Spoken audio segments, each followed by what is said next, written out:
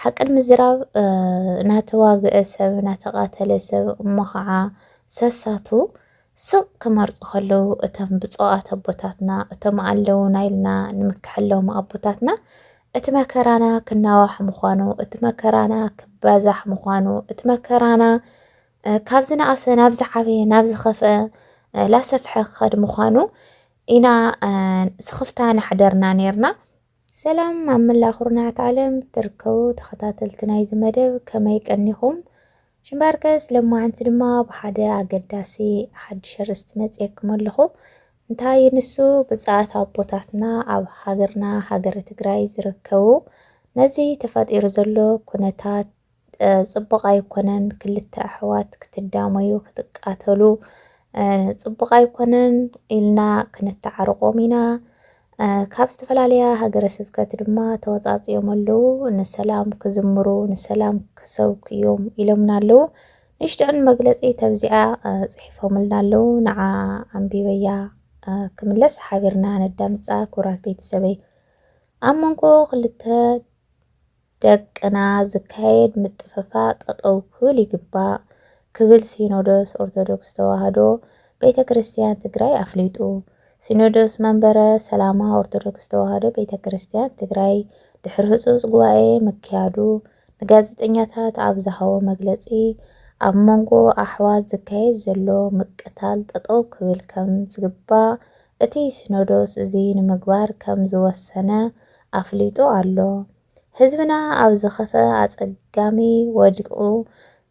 ኣብ ዘለሉ ኣብዚ ሕዚ እዋን ኣብ መንጎ ክልተ ደቅኖ ዝግበር ምጥፍፋጥ ጠጠው ክብል ካብ 7 ሃገረ ስብከታት ትግራይ ካብ ነፍሰ ወከፍ ሃገረ ስብከት 5 ኣባላት ተወጻጽኡ ናብ ሓደ ምርድዳእ ክመጹ ከም ዝሰርሕ ኣፍሊጡ ኣሎ ነዚ ዕርቂ ዕውት ክኸውን ኩሉ ህዝብናን ነጠፍቲ ማሕበራዊ ሚድያ ኣብ ጎንና ክስለፉ ይግባእ ክብል ድማ እቲ ሲኖዶስ ኣተሓሳሲቡ ኣሎ እያ ትብል ክቡራት ቤተሰበይ ብጣዕሚ ከምዚ ዓይነት ድምፂ ክትሰምዕ ተለኻ ንእሽቶን ናይ ተስፋ ሃዋህው የርእየካ ሓቅን ምዝራብ ናተዋግአ ሰብ ናተቃተለ ሰብ እሞ ከዓ ሰሳቱ ስቕ ክመርፁ ከለዉ እቶም ብፁዓት ኣቦታትና እቶም ኣለዉ ናይልና ንምክሐሎም ኣቦታትና እቲ መከራና ክናዋሕ ምዃኑ እቲ መከራና ክባዛሕ ምዃኑ እቲ መከራና ካብ ዝነኣሰ ናብ ዝዓበየ ናብ ዝኸፍአ ላሰፍሐ ክኸድ ምዃኑ ኢና ስኽፍታ ናሕደርና ነርና ሕዚ ድማ ልኡኻት ናይ እግዚኣብሔር ኣምላክ ዝኾኑ ብፁዓት ኣቦታትና ብኸምዚ መልክዕ መፅዮምና ኣለዉ ሙሉእ እምነት ድማ ኣለና ሙሉእ ሰላም ገይሮም ክልተ ደቅኖ ከተዓርቕዎም ተስፋ ንገብር ማለት እዩ ምክንያቱ ኣብ ትሕቲ ፈጣሪ ንሳቶም እዮም ንዓና ተስፋና ማለት እዩ ተስፋና ሓደ ልኡሎ ባህሪ እግዚኣብሔር ኣምላክ እቲ ምድሪ ሰማይ ዝፈጠረ እዩ ብትሕቲ እግዚኣብሔር ኣምላክ ድማ ልኡኻትናቱ ስለ ዝኾኑ ንዓቶም ድማ ዘይሰምዖም ሰብ የለን መስቀሎም ኣልዒሎም ኣይግባኣን እንተደኣ ኢሎምዎም ኮይኖም ደቆም ስለ ዝኾኑ ክንሰምዕዎም እዮም ኢልና ተስፋ ንገብር ካብቲ ዝኒሀናዮ ጭንቂ ፀበባይ ፍርሒ ድማ ክንዋፃኢና ክቃለለልና ኢልና ተስፋ ንገብር ክቡራት ቤተሰበይ ስለዚ ኣንሕናኸ ኣቦታትና ከምዚ ክብሉ ከለዉ እንታይና ክንገብር ዝግባአና ስኡና ዲና ክነዳምፆም ስኡና ዲና ክንሪኦም ክንዕዘቦም ዘይኮነ በብዓቕምና ኣንሕና ድማ ንሰላም ናብ ሰላም ክመፁ ክንዝምር ኣለና ሓቅን ምዝራብ ኣብ ሓደ ማሕበራዊ ሚድያታት ክንርኢ ከለና ሰይድና ልወልቃዊ ሰባት ንድግፍ ልወልቃዊ ሰባት ክንብል ንብዙሕ ሰብ ኣብ ፀገሚ ፀበባይ ነእቲ ሰባት ኣለና ካብዚ ንቆጠብ ቤተሰብ ምክንያቱ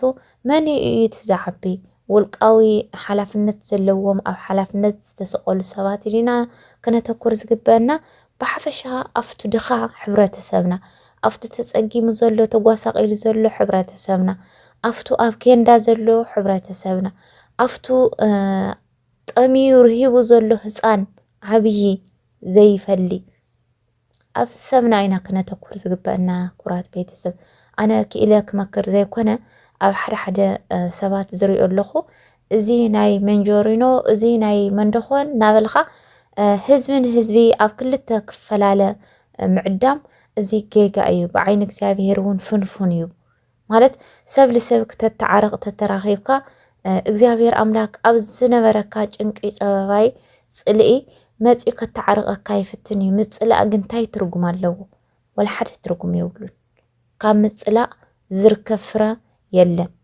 ዝርከብ ጥቕሚ የለን ስለዚ ካብ ከምዚ ዓይነት ንቆጠብ ኩለኩም ይፈቱ ከምዚ ዓይነት ትፅሕፉ ከምዚ ዓይነት ተጋውሑ ዘለኹም ሰባት ሕዚ እውን ኣቦታትና ፃውዒት ኣቕሪቦምልና ኣለዉ ኣብ ዝተፈላለየ ኩርናዓት ዓለም እትርከቡ ደለይቲ ሰላም ናይዚ ህዝቢ ስለ ሰላም ዘምሩ ኢሎምና ኣለዉ ኣንሕና በታ ዓቕምና በታ ድኽምቲ ልሳና እውን ተኾነት ስለ ሰላም ክንዝምር ስለ ሰላም ክንሰብኽ ስለ ሰላም ክንዛረብ ይልግበአና ክቡራት ቤተሰብ እግዚአብሔር ኣምላክ እውን ውሽጥና ሪኡ ሙሉእ ሰላም ከም ዝገብረልና ምንም ጥርጥር የለን ምክንያቱ ሰብ ደኣ እዩ ናይ ሰብ ሰላም ልፃባእ ልፃናእ ኮይኑ ንሪኦ ኣለና ኣብዚ ዘመን እምበር እግዚአብሔር ኣምላክስ ኩሉ ግዜ ናይ ባሪኡ ደላይ ሰላም እዩ ስለ ዝኾነ እውን ኣየሕፍረናይ ሰላምና ክምልሰልና እዩ ስለ ሰላም ንዘምር ኩለኩም ይፈቱ ኩራት ቤተሰበይ ኣቦታትና እውን ፃውዒት ኣቕሪቦም እዮም ዝተፈላለኹም በብዓቕምኹም በብደረጃኹም ተጠቐምቲ ማሕበራዊ ሚድያ ዘለኹም ስለ ሰላም ዘምሩ ደቀይ ኣብ ጎንና ሁኑ ሰላም ክንረክብ ስለ ሰላም ስበኹ ሰላም ክንረክብ ስለ ሰላም ፀውዑ ኢሎምና እኒአው ስለ ሰላም ካብ ምፅዋዕ ልድሕሪት ክንብል የብልናይ ኩራት ቤተሰበይ ኣብ ዝተፈላለየ ኣብ ዝኾነ ይኹን ማስ ሚድያ እዞም ክልተ ደቅኖ ናብ ሓደ መፅዮም ናብ ሓደ ወንበር መፅዮም ብዘረባ ብምምኽኻር ብምምዕዓድ እቲ ዝበደለ ነቲ ዝተበደለ ብምክሓስ ናብ ሰላም ክመፁ ንዘምር ንፀውዕ ምክንያቱ ትማሊ ስለደ ትግራይ ዝወደቑ ትማሊ ስለደ ትግራይ ዝተሰውኡ ትማሊ ስለደ ትግራይ ኢዶሚ እግሮሚ ዝሰኣኑ ትማሊ ስለደ ትግራይ ዓይኖሚ ስነ ኣእምሮኦሚ ዝጠፍኡ ሰባት ይዕዘቡና ኣለዉ እዮም ኣንሕና ሙሉእ ኣካል ሒዝና ሕማቕ ፅቡቕ ክንዛረብ እሳቶም እንታይ ይብሉና ክንብል ይግባእ ክቡራት ቤተሰብ እቶም ሙሉእ ኣካል ሒዞም ብክልተ ጫፍ ዝኣረገት ጨርቂ ሒዞም ቀናጡ ልዑለዉ ግን ኣገብ ክበሃሉ ይግብኦም ምክንያቱ ነቶም ትማሊ ስለ ዓዶም ልዋደቑ ነበሩ ኣብ ክልተ ፈላሊኻ ንዓኣቶም ሞራላዊ ስነ ኣእምራዊ ኩሉ ነገር ውድቂ ምግባር ጌጋ እዩ ክንብሎም ይግበአና ኩራት ቤተሰበይ ነቲ ሓደ ክተድንቕ ነቲ ሓደ ክትነቅፍ ፅቡቕ ኣይኮነን እቲ ሓቀኛ ክትድግፎ እቲ ዓመፀኛ ክትነቕፎ ግቡእ እዩ ብሰበብ እግዚኣብሔር እውን ዝተፈተወ እዩ ካብኡ ብዝዘለለ ድማ ዋና ከተተኩረ ዝግበአና ኣንሕና ኣብ ህዝብና እዩ ህዝብና ኣብ ህዝብና ዘሎ ጥቕሚ እዩ ኣብ ግለ ሰባት ዘሎ ጥቕሚ ኣብ ሓደ ወገን ክደፍዎ ኩራት ቤተሰብ ምክንያቱ እቲ ረኺብዎ እኒኦ ሓሰረ መከራ ኣንሕና ኣብ ሞቻ ቦታ ኮይንና ስለ ሓደ ጫፍ ሒዝና ናሰሓብና ኢላ ጎተትና ንውዕል ኣፍታ ኣብ ፀገም ወዲቑዋ ኣብ ጭቃ ወዲቑዋ ኣብ ጥሜት ወዲቑዋ ዝኒሄ ሰብ ተንኾን ነርና ክንዛረብ እውን ዓቕሚ ስለ ዘይንረክብ ሕማቕ ፅቡቕ ኣይመተዛረብናይ ነርና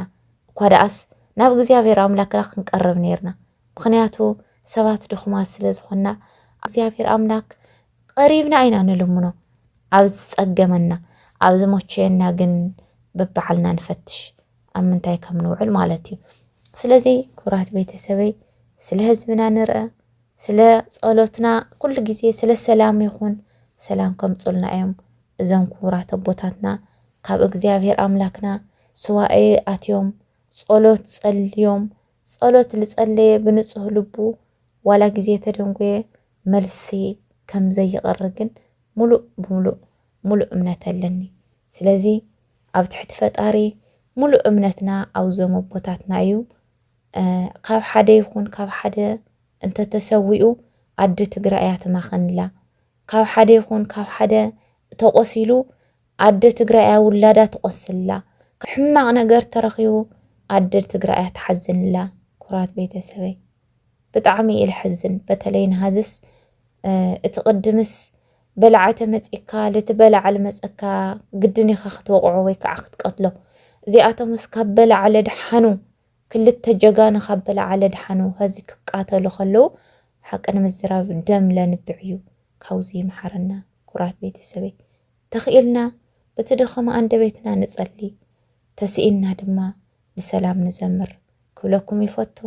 ብኻሊእ ፕሮግራም ብኻሊእ ርስቲ ክስካብ ልምለሰኩም ሰሰናዩ ንኩሉ ወዲ ሰብ ይኹን